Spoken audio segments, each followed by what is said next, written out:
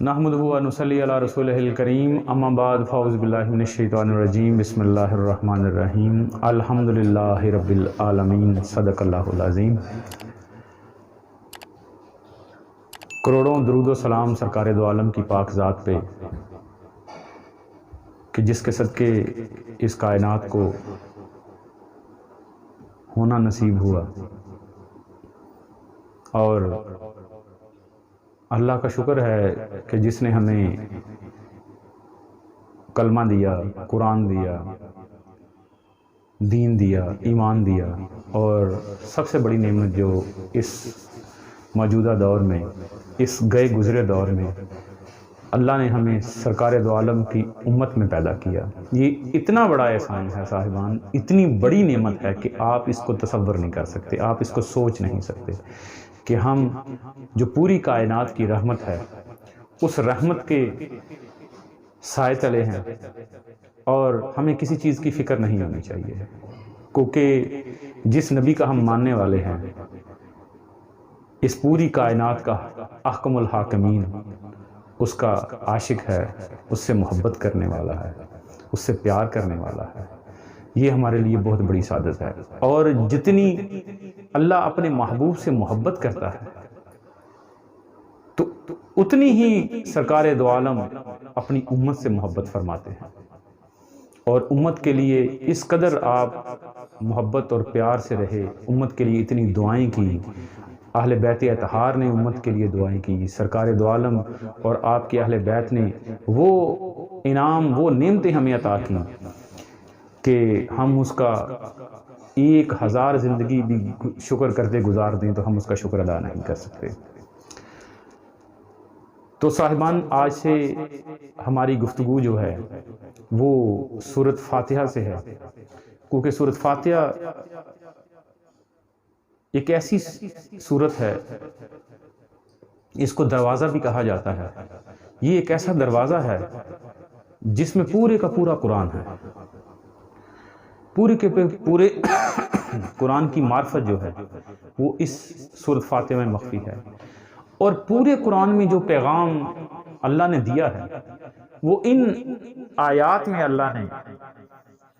بڑے مختصر سے ان 7 آیتوں میں اللہ پاک نے وہ پیغام بخوبی ہمیں سمجھا دیا ہے۔ یہ سورۃ فاتحہ،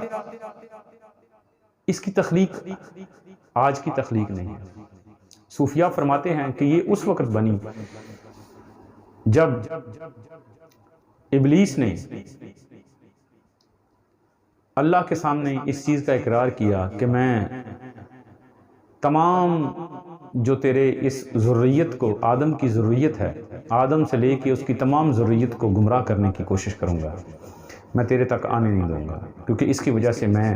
مقبول بارگاہ سے مردود بارگاہ ہو گیا ہوں اس انسان کی وجہ سے۔ تو اس نے اپنا وعدہ بخوبی نبھایا اور نبھا رہا ہے۔ تو اس وقت اللہ نے، صوفیاء فرماتے ہیں، اللہ نے رحمت کی آدم پہ اور ابن آدم پہ کہ سورۃ فاتحہ کا نزول کیا، اور جب سورۃ فاتحہ کا نزول کیا تو ابلیس نے اس چیز کو پرکھا اور کہا الا عباد اللہ المخلصین، جو تیرے خالص عبادت والے بندے ہیں ان پہ میرا بس نہیں چلے گا۔ یعنی یہ سورۃ فاتحہ اس وقت کی نازل کی گئی، القا کی گئی۔ تو آج ہم اس آیہ مبارکہ کی گفتگو کریں گے کہ الحمدللہ رب العالمین۔ اس میں تعریف، تمام تعریفیں اللہ کے لیے جو رب العالمین ہے۔ اب اس میں یہ بات بڑی سمجھنے والی ہے کہ اللہ نے کیوں کہا کہ تمام تعریفیں۔ اب اس تمام میں جو اللہ کا تمام ہے صاحبان، وہ کتنا کا تمام ہوگا، وہ کتنا کا بڑا ہوگا۔ یعنی اس میں میرے بادشاہ آپ فرماتے تھے کہ ال کا مطلب بیٹا یہ ہے کہ اس کائنات میں، اس جہان میں اور ہر جہان میں جہاں پہ جو مخلوق ہے، وہ جو بھی تعریف کر رہی ہے، وہ جو جس کی تعریف کر رہا ہے،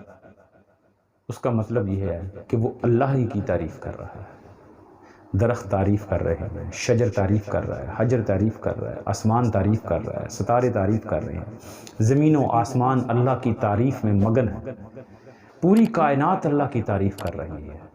چاند، ستارے، سورج، آسمان، عرش، فرش، ہوا، آگ، پانی، مٹی، ہوا، کائنات کی ہر چیز اللہ کی حمد اور تعریف کر رہی ہے۔ انسان بھی چاہتے نہ چاہتے اسی کی تعریف کر رہا ہے۔ اب اس چیز کو یہ بات سمجھنے کی ہے، ہمیں اس چیز کو جان لینا چاہیے کہ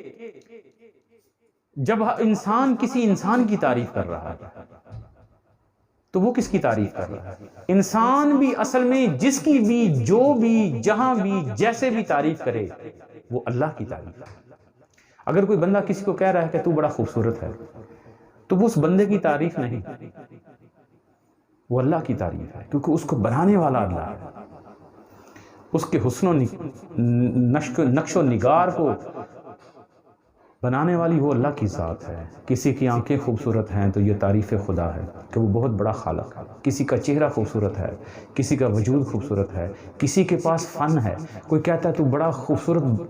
تخلیق کرنے والا ہے، تم نے یہ چیز، کسی مستری نے عمارت بنائی، کسی ٹھیکیدار نے عمارت بنائی، کسی انجینئر نے کوئی کام کیا، جس نے جو بھی کیا وہ سارے کا سارا تعریف اللہ کی ہے، کیونکہ اللہ نے انسان کے وجود میں وہ فن رکھے، اللہ نے انسان کو وہ عقل اور شعور عطا کیا، وہ معرفت عطا کی۔ تو اس علم کائنات کی ہر چیز، انسان، حیوان، جانور، پرند، چرند، کوئی کتنا خوبصورت جانور ہو تو بندہ دیکھ کہتا واہ اللہ تیری تخلیق کتنی خوبصورت ہے۔ آسمان کو دیکھ کے اللہ نے کہا کیا دیکھو تم، اللہ نے ایسا آسمان بغیر سہارے کے کھڑا کیا جس میں کوئی شگاف نہیں، اور اس کو ستاروں سے مزین کیا۔ تو یہ کتنی خوبصورت چیز ہے، یعنی جس طرف انسان نظر اٹھا کے دیکھ لے صرف اور صرف اسی کی تعریف ہے۔ کوئی انسان جس کی تعریف کر رہا ہو، اپنی بیوی کی، اپنے بچوں کی، اپنے استاد کی، اپنے نبی کی، جس کی جو تعریف کر لیں صاحبان، وہ ساری کی ساری تعریف ال میں آتی ہے۔ تو وہ کون ہے؟ الحمدللہ رب العالمین۔ تمام تعریفیں اس اللہ کے لیے جو عالمین کا رب ہے۔ کیا بات ہے کہ اس وحدہ لا شریک نے اپنا تعارف کروایا کہ میں اللہ کون ہوں، یعنی وہ ذات فرما رہی ہے میں اللہ وہ ہوں جو عالمین کا پروردگار ہے۔ اب یہ اللہ اپنی، یعنی پہلے تو اللہ نے یہ فرمایا کہ تمام تعریفیں میرے لائق ہیں، میرے لیے ہی ہیں، میری ہی تعریف، کوئی کسی کی بھی تعریف کرے وہ چاہتے نہ چاہتے جس حالت میں بھی ہو۔ فلسفہ ال کا مطلب یہ ہے کہ وہ ساری کی ساری تعریفیں اللہ کے لیے ہیں، اور اللہ کون ہے؟ جو عالمین کا رب ہے۔ صاحبان یہ بات یاد رکھنے والی ہے، یہ بات سمجھنے والی ہے کہ ہم اس اللہ کے ماننے والے ہیں جو رب العالمین ہے، جو عالمین کا رب ہے، یعنی اس کو، اس اللہ کا تعارف اللہ نے خود کروایا۔ جیسے ہم کسی دوست سے ملتے ہیں، کسی جگہ جاتے ہیں تو جو جاننے والا ہوتا ہے وہ تعارف کرواتا ہے، تو اللہ نے سورۃ فاتح میں سب سے بڑا تعارف اپنا کروایا، کہا کہ میں وہ اللہ ہوں جس کی تمام تعریفیں، کوئی بھی کسی کی تعریف کرے 18,000 جہان میں جس کی جو تعریف کرے وہ ساری میری تعریفیں ہیں۔ تو اس میں کوئی شک نہیں، وہ کتنا خوبصورت رب ہے، اس نے ہمیں خوبصورتی دی، وجود دیا، عقل دی، شعور دیا، ماحول دیا، کاروبار دیا، بیوی بچے دیے، آسمان، زمین، نبی، رسول، قرآن، ایمان، اتنا کچھ دیا، اتنا کچھ دیا، اور ساری تعریفیں ہم کر رہے ہیں نہ چاہتے ہوئے، چاہتے ہوئے۔ خوش قسمت تو وہ ہیں جو چاہتے ہوئے کر رہے ہیں۔ تو وہ کس کی ہیں؟ وہ اللہ کی ہے، اللہ جل جلالہ، اس وحدہ لا شریک کی، جو ان اللہ علی کل شیء قدیر ہے، جو رب محمد ہے، جو رب علی ہے، جو رب پینتن ہے، جو رب فاطمہ ہے، جو رب ابو بکر صدیق رضی اللہ عنہ ہے، جو رب عثمان ہے، جو رب عمر ہے، جو رب ابو ذر غفاری ہے۔ کیسا خوبصورت رب ہے، اتنی خوبصورت ہستیوں کا جو رب ہے، تو وہ ہمارا رب ہے، ہمارا بھی وہی رب ہے۔ ہم اس رب کا ماننے والے ہیں کہ جس اللہ نے، اس اللہ کے ماننے والے ہیں جو رب العالمین ہے، جس نے کہا میں پالنے والا ہوں۔ تو صاحبان بات یہ ہے، آج ہر بندہ اس چیز پہ پریشان ہے کہ میں کیسے اپنے بچوں کو پالوں گا، میں اپنے گھر کو کیسے چلاؤں گا، میں اپنے کاروبار کو، اپنی زندگی کو کیسے گزاروں گا۔ تو ہر انسان اس چیز پہ پریشان ہے، لیکن اللہ کہہ رہا ہے اے صاحبان ایمان، میں رب العالمین ہوں، میں تمام عالمین کو پالنے والا ہوں، میں تمام جہانوں کا پروردگار ہوں، میں تو وہ رب ہوں جس کو جو توقع نہیں ہوتی، پتھر میں کیڑے کو رزق دینے والا میں ہوں، اس کائنات میں جو حشرات و مخلوقات ہیں ان تمام کو میں رب رزق دینے والا ہوں۔ کچھ جانور ہم نے دیکھے ہیں، اندھے ہیں، بہرے ہیں، گونگے ہیں، لنگڑے ہیں، جس طرح کے بھی ہیں، اللہ سب کو رزق پہنچاتا ہے۔ یہ اس رب کی صفت ہے۔ رب اس کو کہتے ہیں جو بغیر لالچ کے، بغیر کسی مقصد کے، بغیر کسی غرض کے وہ پالتا ہے۔ جیسے ہمارے گھر کا سربراہ باپ ہوتا ہے، باپ کچھ معاوضہ نہیں لیتا اپنی اولاد سے، وہ صبح سے لے کے شام تک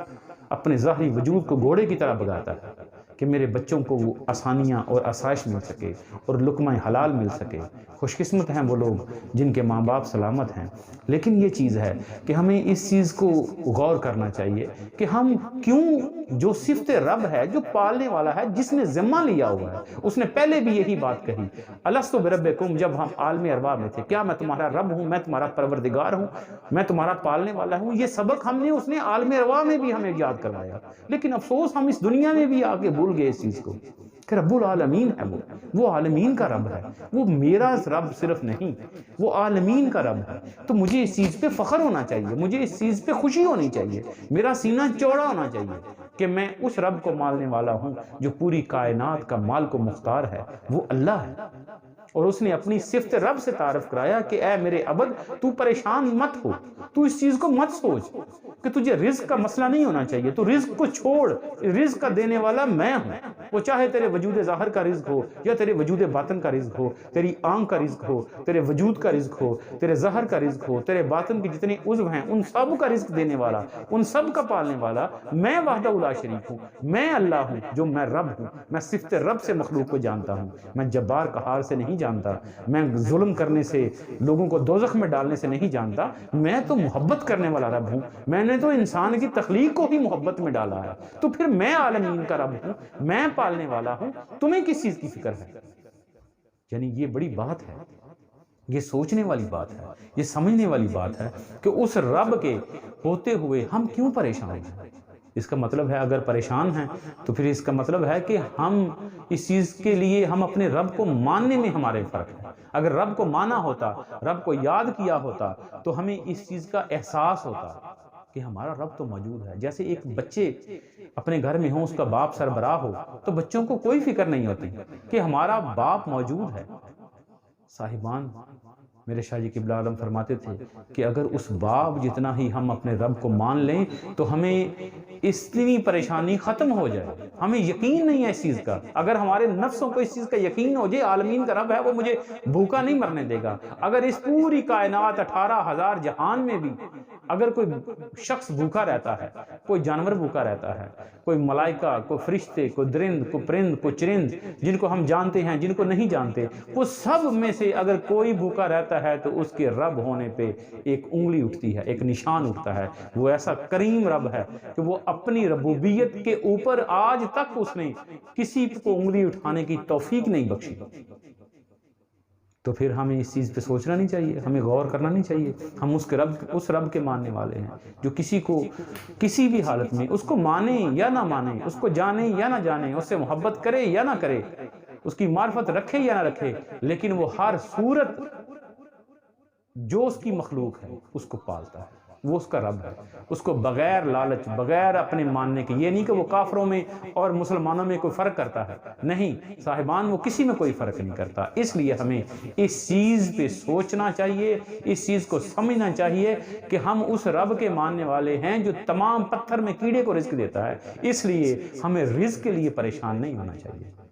تو اللہ پاک ہمیں سمجھنے کی توفیق عطا فرمائے اور رب کو ماننے کی توفیق عطا فرمائے۔ یعنی یہ دو چیزیں آج ہماری اس گفتگو میں کلیئر ہوگی کہ اس تمام کائنات میں جو تعریفیں ہیں وہ صرف اللہ کے واسطے ہیں، اور اللہ کون ہے؟ جو رب العالمین ہے۔ اللہ اپنا تعارف کرا رہا ہے، تو ہمیں اس کو جبار قہار یا اس کو سزا دینے والا یا دوزخ میں جلانے والے کا نہیں، اس نے کہا کہ میں عالمین کا رب ہوں۔ تم اپنی پالنے کی فکر سے آزاد ہو جاؤ، تم اور تمہارے کام ہیں کرنے والے، یہ کام کرو جو تمہارے کرنے والے ہیں، تم اپنی ابدیت سوچو، پالنے والا میں ہوں، پالن ہار میں ہوں، اگر میں پالنے میں کمی چھوڑوں گا تو مجھے رب کس نے کہنا ہے؟ اس لیے اللہ پاک ہمیں سمجھنے کی اور عمل کرنے کی توفیق عطا فرمائے۔ وما علینا الا البلاغ المبین۔